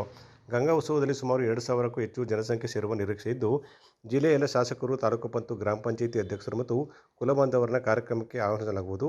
ಉತ್ಸವದ ಹಿನ್ನೆಲೆಯಲ್ಲಿ ಜಿಲ್ಲೆಯ ಪ್ರತಿಯೊಂದು ಹಳ್ಳಿಗಳಿಗೂ ಭೇಟಿ ನೀಡಿ ಜಾಗೃತಿ ಮೂಡಿಸಲು ನಿರ್ಧರಿಸಲಾಗಿದೆ. ಕೇವಲ ಸಾಂಸ್ಕೃತಿಕ ಮಾತ್ರವಲ್ಲದೆ ಬೆಸ್ತ ಜನನ ಹೇಳಿಕೆಗೆ ಪೂರಕವಾದ ಚರ್ಚೆಗಳು ಇಲ್ಲಿ ನಡೆಯಲಿವೆ ಅಂತ ಹೇಳಿದರು.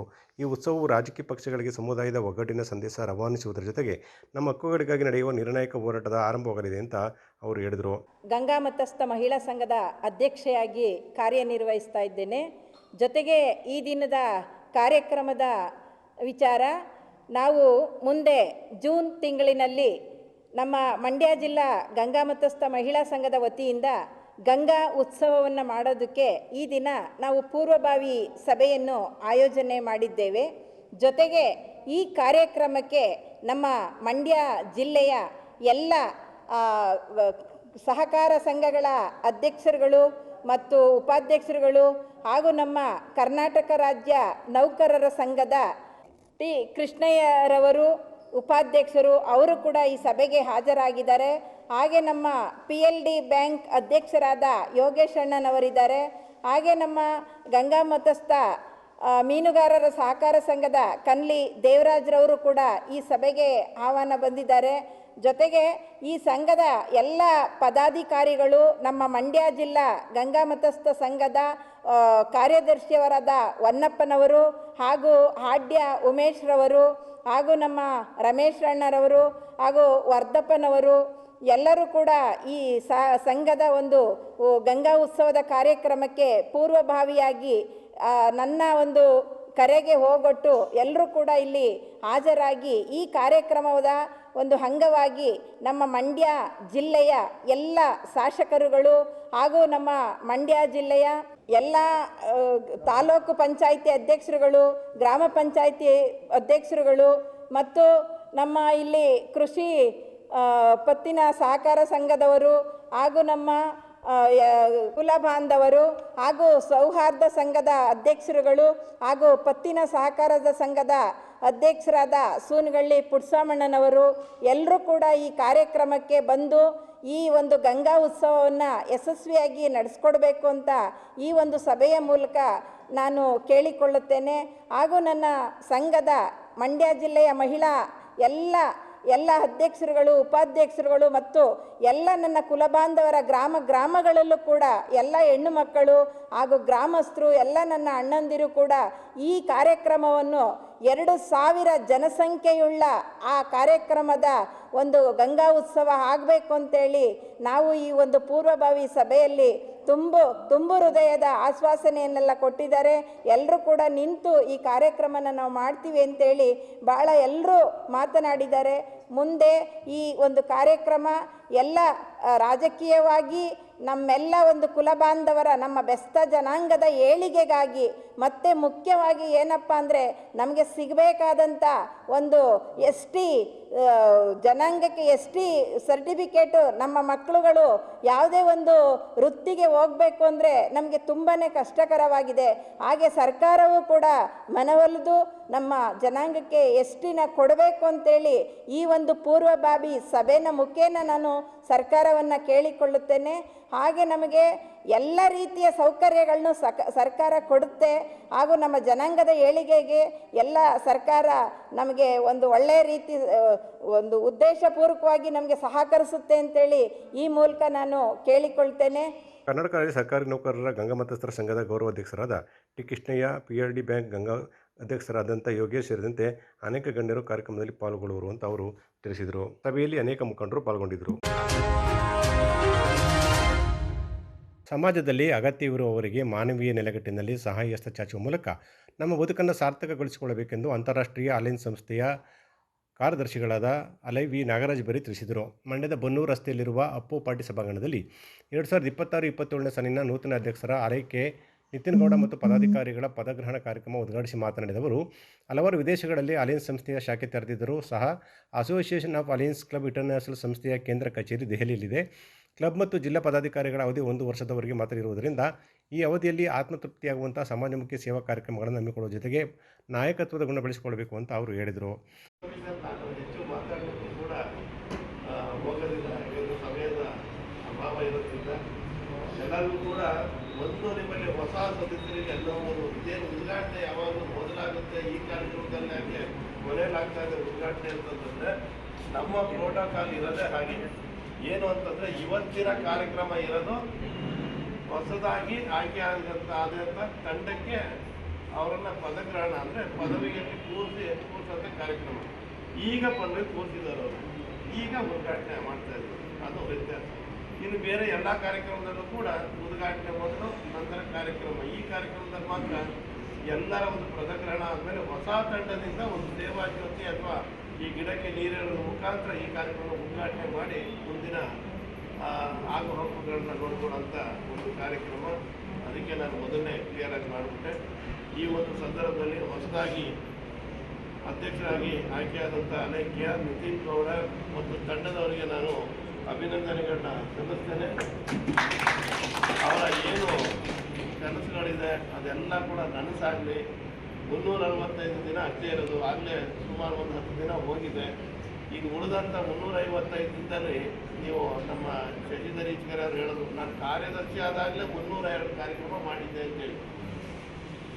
ಅಂದರೆ ಎಷ್ಟು ವರ್ಷ ನೋಡಿ ಅವ್ರು ಕಾರ್ಯದರ್ಶಿ ಆಗಿದ್ದು ನನ್ನ ಪ್ರಕಾರ ನಾನು ಗವರ್ನರ್ ಆಗಿದ್ದು 2019-20 ನೀವು ಆಗಿದ್ದು 18-19 ಗವರ್ನರ್ ಆಗಿದ್ದಾಗ ನೀವು ಸೆಕ್ರೆಟರಿ ಅಲ್ವಾ 19-20 ಅದರಿಂದ 26 ಅಂತಂದರೆ 6 ವರ್ಷ ಆಯಿತು.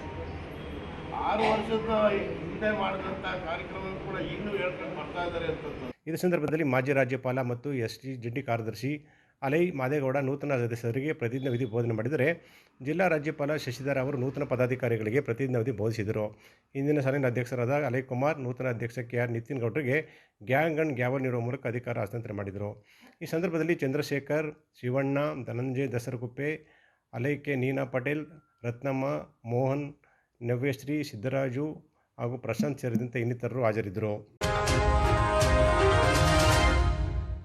ಮದ್ದೂರು ತಾಲೂಕಿನ ಆಗಲಹಳ್ಳಿ ಗ್ರಾಮದ ಮಾರಮ್ಮ ದೇವಾಲಯಕ್ಕೆ 1 ಲಕ್ಷ ಹಾಗೂ ತಮ್ಮ ಸ್ವಂತ ಊರಾದ ಹಳ್ಳಿಕೆರೆ ಗ್ರಾಮದ ದಲಿತ ಕಾಲೋನಿಯ ಮೂಗಮಂಚಮ್ಮ ದೇವಾಲಯದ ಅಭಿವೃದ್ಧಿಗೆ 50,000 ರೂಪಾಯಿ ದೇಣಿಗೆಯನ್ನು ರಾಣಿ ಐಶ್ವರ್ಯ ಡೆವಲಪರ್ ಮಾಲೀಕರಾದ ಸತೀಶ್ ರವರು ಗ್ರಾಮದ ಮುಖಂಡರಿಗೆ ಶಾಸಕ ಕದಲೂರು ಉದಯ ನೇತೃತ್ವದಲ್ಲಿ ನೀಡಿದರು.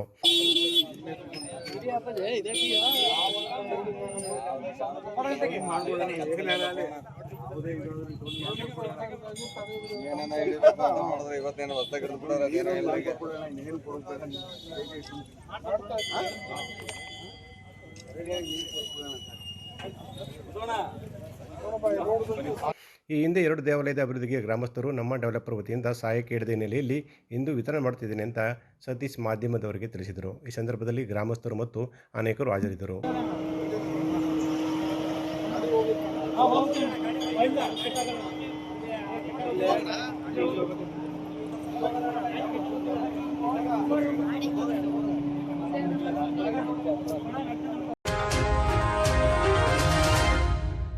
ಶ್ರೀರಂಗಪಟ್ಟಣ ತಾಲೂಕಿನ ಬೆಳವಾಡಿ ಗ್ರಾಮದ ಸರ್ವೆ ನಂಬರ್ 411 ನಮ್ಮ ಜಮೀನನ್ನು ಅನ್ಯರಿಗೆ ಮಾರಾಟ ಮಾಡಿದ್ದು, ನಗುನಳ್ಳಿ ಗ್ರಾಮದ ರಾಧಾ ಮತ್ತು ರೂಪ ಅವರಿಂದ ಅನಗತ್ಯ ಕಿರುಕುಳ ನೀಡಲಾಗುತ್ತಿದೆ ಅಂತ ಗೀತಾ ಆರೋಪಿಸಿದರು. ಸುದ್ದಿಗಾರರೊಂದಿಗೆ ಮಾತನಾಡಿದ ಅವರು, ಅನೇಕ ವರ್ಷದಿಂದಲೂ ಜಮೀನು ತಾತ ಕರಿಯಪ್ಪ ಅವರ ಹೆಸರಿನಿದೆ, ಆದರೆ ಕ್ರಯದಂತೆ ಖಾತೆ ಮಾಡಿಕೊಂಡಿರಲಿಲ್ಲ. 2022ರಲ್ಲಿ ರಾಮೇಗೌಡ ತಮ್ಮ ಸುಬ್ಬದ ಹೆಸರಲ್ಲಿ ಅಕ್ರಮ RTC ಮಾಡಿ ದಾವೆ ಮಾಡಿದ್ದರೂ ಜಿಲ್ಲಾಧಿಕಾರಿ ನ್ಯಾಯಾಲಯವು ರದ್ದುಗೊಳಿಸಿತು ಅಂತ ಹೇಳಿದರು. ಇತ್ತೀಚೆಗೆ ಪಾಂಡುಪುರ ಎಸಿ ಅವರಿಗೆ ಮನವಿ ಸಲ್ಲಿಸಿದ ಹಿನ್ನೆಲೆಯಲ್ಲಿ ಅವರ ತನಿಖೆ ನಡೆಸಿ ನನ್ನ ತಾಯಿ ಜಾನಕಮ್ಮ ಹೆಸರಿಗೆ ಖಾತೆ ಮಾಡುವಂತೆ ಆದೇಶಿಸಿದ ಹಿನ್ನೆಲೆಯಲ್ಲಿ ಹಲವು ವರ್ಷದ ಹೋರಾಟಕ್ಕೆ ನ್ಯಾಯ ದೊರಕಿದೆ ಅಂತ ಅವರು ಹೇಳಿದರು. ಬೆಳವಾಡಿ ಸರ್ವೆ ನಂಬರು, ಶ್ರೀರಂಗಪಟ್ಟಣ ತಾಲೂಕು, ಮಂಡ್ಯ ಜಿಲ್ಲೆ. ನಾವು ಸುಮಾರು 51ನೇ ಇಸ್ವಿಯಿಂದನೂ ನಮ್ಮ ತಾತ ನಮ್ಮ ತಂದೆ ಕಾಲದಿಂದನೂ ವ್ಯವಸಾಯ ಮಾಡ್ಕೊಂಡು ಬರ್ತಾಯಿದ್ದೀವಿ. ಅಂಥ ಜಮೀನು ಮೇಲೆ ಒಂದು ನಮ್ಮ ತಂದೆ ರಿಜಿಸ್ಟ್ರ್ ಮಾಡಿಸ್ಕೊಂಡಿದ್ದಾರೆ, ನಮ್ಮ ತಾತ ರಿಜಿಸ್ಟರ್ ಮಾಡಿಸ್ಕೊಂಡಿದ್ದಾರೆ. ಅವರು RTC ಏನು ಮಾಡ್ಕೊಳ್ಳಿಲ್ಲ, ಸುಮ್ಮನೆ ವ್ಯವಸಾಯ ಮಾಡ್ಕೊಂಡು ಹೋಗ್ತಾ ಇದ್ದಾರೆ. ಆಗ ನಮಗೂ ಗೊತ್ತಿಲ್ಲ, ನಾವು ಚಿಕ್ಕವರಾಗಿದ್ದೋ ಇದು ಮಾಡಿದ್ದೋ ಅವಾಗ. ಆಮೇಲೆ ನಮ್ಮ ತಂದೆ ಸತ್ತ ಮೇಲೆ ನಾವು ಏನು ನೋಡೋದ ಅಂತ ಇದು ಮಾಡಿದಾಗ ಅದು ಸ್ವಲ್ಪ ಎಲ್ಲ ರಾಂಗಾಗಿ ಜಮೀನು ಮಾತ್ರ ನಾವು ಇವತ್ತಿಗೂ ನಾವೇ ಮಾಡ್ತಾಯಿದ್ದೀವಿ. ಹಂಗಾಗಿ ನಾವು ಸಿವಿಲ್ ಕೋರ್ಟ್ಗೆ ಹೋದ್ವಿ. ಸಿವಿಲ್ ಕೋರ್ಟ್ಗೆ ಹೋದಾಗ ಅಲ್ಲಿ ಸ್ವಲ್ಪ ನಮಗೆ ಏನೋ ಡಾಕ್ಯುಮೆಂಟ್ಸು ಸರಿ ಇಲ್ಲ ಅಂತ ನಾವೇ ಅದನ್ನ ಇವರು ಈ ರಾಧವ್ರ ಮಧ್ಯಂತರ ಅರ್ಜಿ ಹಾಕ್ಕೊಂಡು ಬಂದರು. ಅಲ್ಲಿ 2008ರಿಂದನೂ ನಮಗೆ ಸಮಸ್ಯೆ ಕೊಟ್ಟರು. ಅವರು ಹಾಕ್ಕೊಂಡು ಬಂದು ಅವರು AC ಕೋರ್ಟ್ಗೆ ಹೋಗಿದ್ದಾರೆ. ಅವ್ರಿಗೆ ಇಲ್ಲಿ ಆಗಲ್ಲ ಅಂದ್ಬಿಟ್ಟು ಎಂಡಾಸ್ಮೆಂಟ್ ಕೊಟ್ಟಿದ್ದಾರೆ. ಅದಾದಮೇಲೆ ನಮ್ಮದು ಕೇಸು ಸುಮಾರು ವರ್ಷ ನಡೀತು ಸಿವಿಲಲ್ಲಿ. ನಡೆದಾಗ ಅದು ಪುನಃ ಅವರು ಸಿವಿಲ್ ಕೋರ್ಟಲ್ಲಿ ಇದ್ದಂಗೆ ACಗೆ 2022ರಲ್ಲಿ AC ಕೋರ್ಟ್ಗೆ ಹಾಕ್ಕೊಂಡಿದ್ದಾರೆ. ಮತ್ತೆ ವಜಾ ಮಾಡಿದ್ದಾರೆ ಅವ್ರ. ಪುನಃ ಇನ್ನೊಂದು ಸಲ ಅದೇ ಕೋರ್ಟ್ಗೆ ಹಾಕ್ಕೊಂಡು ರಾಮಣ್ಣ ಸುಬ್ಬಮ್ಮ ಅನ್ನೋ ಹೆಸರು RTC ಮಾಡಿಸ್ಕೊಂಡಿದ್ದಾರೆ ಅಕ್ರಮವಾಗಿ. ಅದನ್ನು ತಗೊಂಡು ನಾವು DC ಕೋರ್ಟ್ಗೆ ಹಾಕ್ಕೊಂಡ್ವಿ. DC ಅವರು ಅವ್ರದ ವಜಾ ಮಾಡಿದ್ರು. ವಜಾ ಮಾಡಿದಾಗ ನಾವು ತಾಲೂಕು ಆಫೀಸ್ನಲ್ಲಿ ಕೇಳಿದಾಗ ಇದು ಇಲ್ಲಿ ಮಾಡೋಕ್ಕಾಗಲ್ಲ ಅಂದರು. ಆಮೇಲೆ AC ಕೋರ್ಟ್ಗೆ ನಮಗೆ ಕ್ರಯದಂತೆ ಖಾತೆ ಮಾಡಿಕೊಡಿ ಅಂತ ಅರ್ಜಿ ಹಾಕ್ಕೊಂಡ್ವಿ. ಅವರು ನಮಗೆ ಕ್ರಯದಂತೆ ವಿಚಾರಿಸಿ ನಮ್ಮ ಜಮೀನಿಗೆಲ್ಲ ಬಂದು ಮಾಜರ್ ಮಾಡಿ ನಮ್ಮ ತಾಯಿನ ಪಕ್ಕದಲ್ಲೇ ಕೂರಿಸ್ಕೊಂಡು ಒಂದಲ್ಲ ಅಂತ 10 ಸಲ ವಿಚಾರಣೆ ನಡೆಸಿ ನನ್ನ ಹೊರಗಡೆ ಕಳಿಸಿ ಅವ್ರನ್ನ ಅಷ್ಟು ಸಲ ಪ್ರಶ್ನೆ ಮೇಲೆ ಪ್ರಶ್ನೆ ಕೇಳಿ ಅವ್ರನ್ನ ವಿಚಾರಣೆ ನಡೆಸಿ ಅವೆಲ್ಲ ಅಕ್ಕಪಕ್ಕ ವಿಚಾರಿಸಿ ಎಲ್ಲರೂ ಕೇಳಿ ನಮ್ಗೆ ಆದೇಶ ಮಾಡಿಕೊಟ್ಟಿದ್ದಾರೆ. ನಮಗೆ ಅಷ್ಟು 80 ವರ್ಷದ ಕನಸು ನೆನೆಸು ಮಾಡಿಕೊಟ್ಟವ್ರೆ. ಇದು ನಮ್ಮ ಜಮೀನು ನಮ್ಗೆ ಮಾಡಿಕೊಟ್ಟಿದ್ದಾರೆ, ಅಷ್ಟು ಬಿಟ್ಟರೆ ಬೇರೆ ಇನ್ನೇನೂ ಇಲ್ಲ. ಅಲ್ಲಿ ಬಂದು ಕೇಳಿ, ಊರಲ್ಲಿ ಯಾರನ್ನಾರು ಕೇಳಿ. ಅದು ಬರೀ ನಮ್ಮೂರವ್ರಿಗೆ ಮಾತ್ರ ಅಲ್ಲ, ಅಕ್ಕಪಕ್ಕ ಅಲ್ಲಿ ಕಾನೂನಿ ಇದೆ, ಬೆಳವಾಡಿ ಇದೆ, ಮನೆ ಮನೆಗೂ ಗೊತ್ತಿರೋ ಜಮೀನಿದು. ಅಷ್ಟೊಂದು ಪಬ್ಲಿಸಿಟಿ ಆಗೈತೆ ನಮ್ಮ ಜಮೀನು. ನೀವು ಎಲ್ಲರನ್ನೂ ಅಲ್ಲಿ ಬಂದು ಕೇಳ್ಬೋದು, ನೀವು ಪ್ರತಿಯೊಬ್ಬರನ್ನೂ ಕೇಳಿ ಒಂದಷ್ಟು ಜನನ. ಆವಾಗ ನೀವು ಹೇಳಿ ಈ ರಾಧಾ ಹೇಳೋದೆಲ್ಲ ಬರೀ ಸುಳ್ಳೇ ಹೇಳಿರೋದವರು, ಒಂದು ಸಹ ಸತ್ಯ ಇಲ್ಲ. ಈ ಅಮ್ಮ ಇವರು ರಾಮೇಗೌಡ ಇವ್ರ ಮಾವ ಅಂತ ಇವಳು ಹೇಳ್ತಾಳೆ. ಇವ್ರ ಮಾವನೇ ಅವರು ಅಂತ ನಮ್ಗೆ ಗೊತ್ತಿಲ್ಲ. ನಮ್ಮ ತಾತ ಯಾತೋ ತಗೊಂಡವ್ರೋ ಗೊತ್ತಿಲ್ಲ. ನಮ್ಮ ತಂದೆಯೇ ಮದುವೆ ಆಗಿರಲಿಲ್ಲ, ನಾವೇ ಹುಟ್ಟಿರಲಿಲ್ಲ. ಆ ಟೈಮಲ್ಲಿ ತೊಗೊಂಡಿರೋ ಆಸ್ತಿ ಅದು. ನಮ್ಗೇನು ಗೊತ್ತು ಇವ್ರ ಮಾವಂತವೇ ತೊಗೊಂಡಿದ್ದಾರೆ ಅಂತ. ಗೋಷ್ಠಿಯಲ್ಲಿ ಸಾಧನ ಉಪಸ್ಥಿತರಿದ್ದರು.